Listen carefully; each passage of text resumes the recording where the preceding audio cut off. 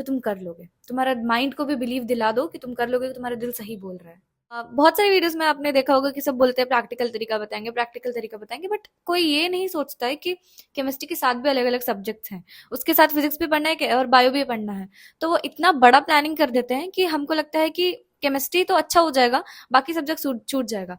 एक बात याद रखना कि सिलेक्शन फिजिक्स केमिस्ट्री बायो तीनों में ही अच्छे लाने से मार्क्स या फिर एवरेज लाने से मार्क्स होता है। सिर्फ फिजिक्स में टॉपर होने से या बायो में टॉपर होने से और केमिस्ट्री नीचे रखने से या फिर केमिस्ट्री में टॉपर होने से, बायो बहुत अच्छा होने से, फिजिक्स अच्छा नहीं होने से किसी का सिलेक्शन नहीं हुआ है आज तक। हर सब्जेक्ट में या तो आप एवरेज ला के सिलेक्ट हो जाओ, या तो एक सब्जेक्ट में एक्सेल कर दो, बाकी दो सब्जेक्ट को बैलेंस में रखो।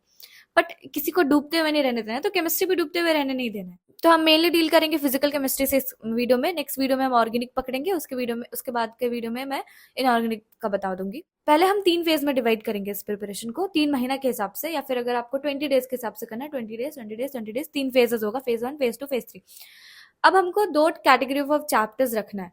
पहला कैटेगरी ऑफ चैप्टर्स जिसमें बेसिक्स होना चाहिए, बेसिक्स आना चाहिए कि ये बेसिक चैप्टर नहीं पढ़ोगे तो आपको फिजिकल केमिस्ट्री नहीं आएगा। दूसरा कैटेगरी ऑफ चैप्टर जिसमें आपका वेटेज ज्यादा होना चाहिए। कुछ कुछ चैप्टर्स होते हैं ना, बहुत बड़े होते हैं, जैसे कि एटॉमिक स्ट्रक्चर हो गया, केमिकल इक्विलिब्रियम हो गया, सब चैप्टर्स बहुत बड़े होते हैं, बट क्वेश्चंस आते हैं एक। कुछ कुछ चैप्टर्स बहुत बड़े भी हैं और बेसिक्स भी हैं और बहुत ज्यादा वेटेज भी, जैसे थर्मोडायनेमिक्स, उससे 2 क्वेश्चंस आएंगे ही आएंगे केमिस्ट्री में। केमिकल बॉन्डिंग, उससे 3 क्वेश्चंस आ ही जाते हैं, मेरे पेपर में भी 3 क्वेश्चन थे 2021 में। फिर से ionic equilibrium, ionic equilibrium tough chapter है, सबसे टफ चैप्टर है। तो उस टफेस्ट चैप्टर को भी हमको डील करना कैसे आना चाहिए, इस वीडियो में पता चलेगा। तो जो पहला कैटेगरी है, जो बेसिक चैप्टर्स है, जैसे कि मोल कॉन्सेप्ट, जैसे कि periodicity of elements, atomic structure, ये सब चैप्टर अगर किसी स्टूडेंट्स को नहीं पता है, 11th-12 में आ गए और नहीं पता है, कैसे नहीं पता है, अगर ये सब चैप्टर्स नहीं पता है तो आपका बेसिक्स बहुत क्लियर नहीं है, आपको ये सब चैप्टर जानना होगा आगे प्रोसीड करने के लिए।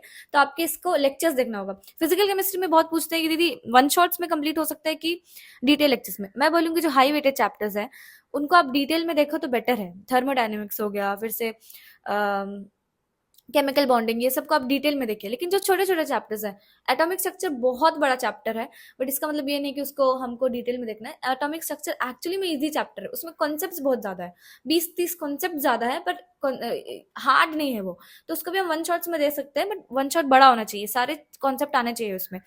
फिर से रिवीजन के लिए अगर होगा तो पीरियोडिसिटी ऑफ एलिमेंट्स एटम्स भी रिवीजन के लिए वन शॉट देख सकते हो। पहले तो ये जो तुम्हारे बेसिक चैप्टर्स है उनको डिटेल में पढ़ो। अगर ये मोल कंसेप्ट नहीं आया, पीरियोडिसिटी ऑफ एलिमेंट्स नहीं आया, ये सब चैप्टर्स या नहीं आया, और केमिकल बॉन्डिंग नहीं आया, ये बेसिक चैप्टर्स और हाई वेटेड चैप्टर्स है उसको डिटेल में पढ़ो। ये सब नहीं आया तो मार्क्स भी नहीं आएंगे, क्योंकि 2-3 क्वेश्चन इससे आने वाले हैं और बाकी के क्वेश्चन भी सॉल्व नहीं होंगे फिजिकल केमिस्ट्री में। तो पहले महीने में छोटे छोटे चैप्टर्स जो मैंने बताया उनको वन शॉट से कंप्लीट करना है, और जो डिटेल लेक्चर्स देखने हैं वो हाई वेटेड चैप्टर्स और बेसिक चैप्टर्स हैं, उनके डिटेल लेक्चर्स देख के क्वेश्चन सॉल्व करना है। पहले मंथ में हमको पीवाईक्यू सब चैप्टर्स के बनाना है। अगर कोई छोटा चैप्टर का वन शॉट देख रहे हो तो वन शॉट देखो, नोट्स अगर है तुम्हारे पास तो रिवाइज करो, उसका बाद पीवाईक्यू बनाओ। अगर कोई डिटेल चैप्टर देख रहे हो तो उसके नोट्स देखने के बाद नोट्स रिवाइज करो और पीवाईक्यू बनाओ। पीवाईक्यू तुम्हारा फॉर्म ऑफ क्वेश्चन सॉल्विंग होना है, फर्स्ट मंथ में ये है। अब सेकंड मंथ में क्या करना है, हमको रिवीजन करना है, पूरे कॉन्सेप्ट को हमको रिवीजन करना है। फर्स्ट मंथ में जब अगर 7-8 चैप्टर्स हमारे 11th में, 4-5 चैप्टर्स हमारे 12th में टोटल, तो अगर हम हर दिन में एक एक चैप्टर करेंगे ना, क्योंकि हमारे दूसरे सब्जेक्ट्स भी हैं उसको भी स्ट्रॉन्ग करना है, तो कोशिश करना है हर 2-2 दिन में, एक एक दिन में एक एक चैप्टर करेंगे। और कभी कभी थोड़ा ज्यादा टाइम भी देंगे, अगर फिजिकल केमिस्ट्री ज्यादा वीक है तो एक महीना में ऑल टुगेदर आपको एक ओवरव्यू मिल जाएगा कि चैप्टर्स करना कैसे है। और नोट्स साथ साथ, अगर नोट्स नहीं है तो कहीं से पीडीएफ मिल जा रहा है तो उसको भी कंसिडर कर सकते हैं, क्योंकि फिजिकल केमिस्ट्री फिजिक्स जैसा है, उसमें आपको मेनली फॉर्मूला शीट होना इंपॉर्टेंट है और क्वेश्चन सॉल्विंग आना इंपॉर्टेंट है। NCERT line to line read करना है कि नहीं, ये हम सेकेंड मंथ में करेंगे। सेकेंड मंथ में जो हमारा रिविजन होगा वो हमारा 2 वीक का रिविजन होगा। पहला वीक एकदम थोड़ा डिटेल में रिविजन करेंगे, दूसरा वीक में हम 2 रिविजन करेंगे, शॉर्ट शॉर्ट रिविजन, 3 दिन में रिवाइज कर लेना है, नेक्स्ट 3 दिन में रिवाइज करना है। यानी हम सेकेंड मंथ में 3 बार रिवीजन फिजिकल केमिस्ट्री का कर लेंगे with formula sheets and with concepts. उस रिवीजन में क्वेश्चन सॉल्विंग आपको पर डे 20-20 करना है फिजिकल केमिस्ट्री में, बिकॉज दूसरे सब्जेक्ट्स भी होंगे तो उनके क्वेश्चन सॉल्विंग भी होंगे। तो हर दिन 20-20 क्वेश्चन, अगर फिजिकल बस 20 दैट इज एनफ। कोई डीपी भी उठा लो या फिर कोई मॉक टेस्ट के क्वेश्चंस, पुराने मॉक टेस्ट के गलत हुए क्वेश्चंस उठा लो या फिर सॉल्व एग्जांपल्स उठा लो। हर दिन 20-20 क्वेश्चंस करना 2 वीक में और रिवीजन कर लेना। तुम्हारा सेट हो गया, चैप्टर भी पढ़ लिए, रिवीजन भी कर लिए। अब आता है मॉक टेस्ट। अब तुम बाकी सब्जेक्ट्स का मॉक टेस्ट दे रहे होगे, उसके साथ ही फिजिकल केमिस्ट्री जो आएगा उस मॉक टेस्ट के हिसाब से पढ़ते रहना और एनालाइज करते रहना। मान लो तुम दूसरे सब्जेक्ट अभी सिलेबस कंप्लीट ही नहीं हुआ है तुम्हारा, फेब्रुवरी मार्च चला जाएगा सिलेबस कंप्लीट करने में, और फिर भी तुम्हें मॉक टेस्ट देना है, मतलब mock test as a sense test देना है फिजिकल केमिस्ट्री का।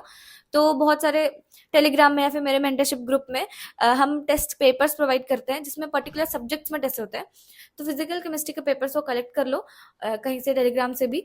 तो वो सेट ऑफ क्वेश्चंस तुम्हें देंगे, तो 15-20 मिनट का टाइमर लगा के हर दिन 15-20 क्वेश्चंस करो एज अ टेस्ट फॉर्म। वो पूरे half month of the second month phase में करना है हमको।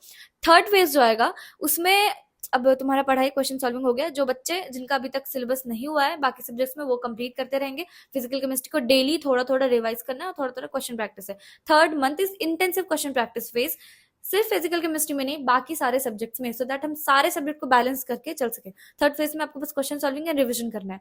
ये 3 फेजेस में डिवाइड करोगे ना प्रिपरेशन, और चैप्टर्स को डिवाइड कर दोगे ना कि ये चैप्टर से ज्यादा मार्क्स आएंगे, इतने चैप्टर पढ़ लूंगा तो मेरा आधा से ज्यादा मार्क्स आ जाएंगे। इतने कम चैप्टर्स है जो बड़े बड़े, उनको मैं वन शॉट से कर लूंगा तो मेरे ये चैप्टर्स भी हो जाएंगे। तो उस हिसाब से प्लानिंग करोगे तो स्मार्ट वर्क भी हो जाएगा, हार्ड वर्क भी हो जाएगा। तो फाइनली मैं कहना चाहूंगी कि अगर तुम्हारा दिल बोल रहा है कि तुम कर लोगे, तुम्हारा मन से लग रहा है कि नहीं नहीं मैं तो कर लूंगा, मैंने पूरे क्लास 10th तक इतना अच्छा रिजल्ट आया, इतना अच्छा से पढ़ाई किया है, मैं हार्ड वर्किंग स्टूडेंट, अगर मैं कर लूंगा तो तुम कर लोगे। तुम्हारा माइंड को भी बिलीव दिला दो कि तुम कर लोगे, तुम्हारा दिल सही बोल रहा है। Never let your mind stops to do those things which your heart says you can. All the very best. और अगर वीडियो अच्छा लगा तो चैनल सब्सक्राइब करके जाना।